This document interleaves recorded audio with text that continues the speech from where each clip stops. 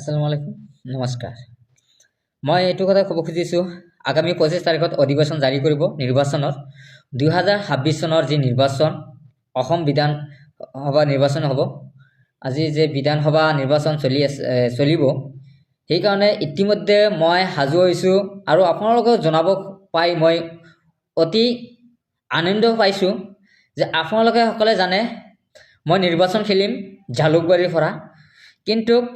মামা ভাগিনৰ খেল হ'ব এই কথাটো সঁচা তাৰ লগে লগে মই মোৰ ফালৰ পৰা কেইটামান প্ৰাৰ্থী আমিও থিয় কৰাম বিভিন্ন সমষ্টিত প্ৰগ্ৰাম কৰিম ইতিমধ্যে আমি কেইটাবা সমষ্টিৰ নাম আপোনালোকে জনাব খুজিছোঁ যে এইকেইটা সমষ্টিত মই নিজে প্ৰাৰ্থী থিয় কৰাম আৰু ইনশাআল্লাহ আপোনালোকৰ আশীৰ্বাদত আমি ইনশাআল্লাহ জিকি আহিব বুলি ইতিমধ্যে সক্ষম হ'ম বুলি আশা কৰিছোঁ কাৰণ আমি এই সমষ্টিকেইটাৰ নাম হ'ল প্ৰথম মই যেহেতু কেণ্ডিডেট মই জালুকবাৰীৰ পৰা খেলিম প্ৰথম হৈছে 51 নং জালুকবাৰী সমষ্টিৰ পৰা খেলিব দ্বিতীয় নম্বৰ হৈছে সৃজন গ্ৰাম তৃতীয় হৈছে পাগা বেতবাৰী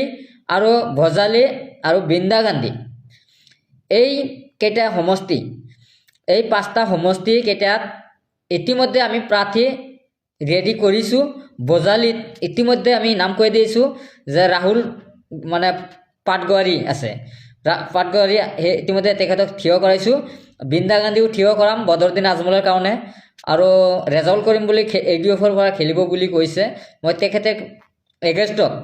বা কোনে খেলে নাজানো সৃজন গ্ৰাম যেহেতু মোৰ লোকসভা সমষ্টি হয় তেখেতে ইতিমধ্যে আমি ৰেডি কৰিছোঁ আৰু পাকা বেতবাৰী ইতিমধ্যে আমি ৰেডি কৰিছোঁ তাৰপিছত জালুকবাৰীতো মই নিজে প্ৰাৰ্থী গতিকে আপোনালোকক সহায় সহযোগিতা কৰিব লগত এটা কথা ক'ব খুজিছোঁ যে হেমন্ত বিশ্ব শৰ্মা যদি হেলিকপ্টাৰ লৈ কেম্পেইন কৰে চুকৈলি কিয় নোৱাৰিব তো চুকৈলি দুদিনৰ কাৰণে হেলিকপ্টাৰ ভাড়া কৰা হৈছে বেছি কৰা হোৱা নাই এইবাৰ নিৰ্বাচন আপোনালোকে দেখা পাব চুকৈলি হেলিকপ্টাৰ লৈ কেম্পেইন কৰিব মাত্ৰ আমি 5 লাখ টকাকৈ পাৰ ডে ভাড়া সেইকাৰণে আমি দুদিনৰ কাৰণে 10 লাখ টকা দি আমি ভাড়া কৰিছোঁ দুদিনৰ কাৰণে ৰাখিছোঁ আমি বজাৰত নমাম বিভিন্ন ঠাইতে যাম আৰু আমাৰ খানাপাৰাতে থাকিব হেলিকপ্টাৰবিলাক আপোনালোকে নিশ্চয় জানে আৰু আমি গুৱাহাটীৰ পৰাই আমি এই সমষ্টিকেইটা ঘূৰিম পাৰিলে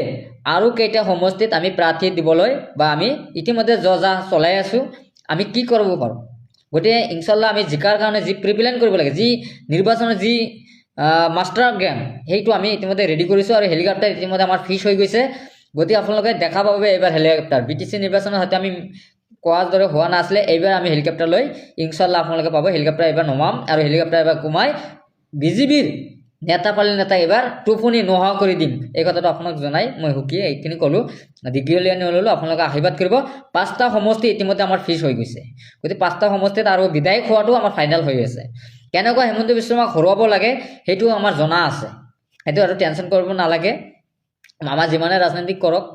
মামা কোন হয় হুইজ হেমন্ত বিশ্ব শৰ্মা তেওঁ কোন হয় আপোনালোকে এটা কথা ৰাজহুৱা কৰিব হেমন্ত বিশ্ব শৰ্মা মিনিংটো আগত জানিব লাগিব বিশ্ব মানে কি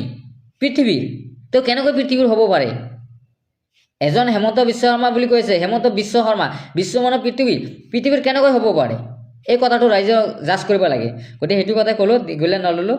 আপোনালোকে আশীৰ্বাদ কৰিব 5টা সমষ্টি ইতিমধ্যে আমি ৰেডি কৰিছোঁ আৰু আমি খেল এবাৰ খেল মানে কৈছিল নহয় খেলা হ'ব ইনশাআল্লাহ এবাৰ খেলা হ'ব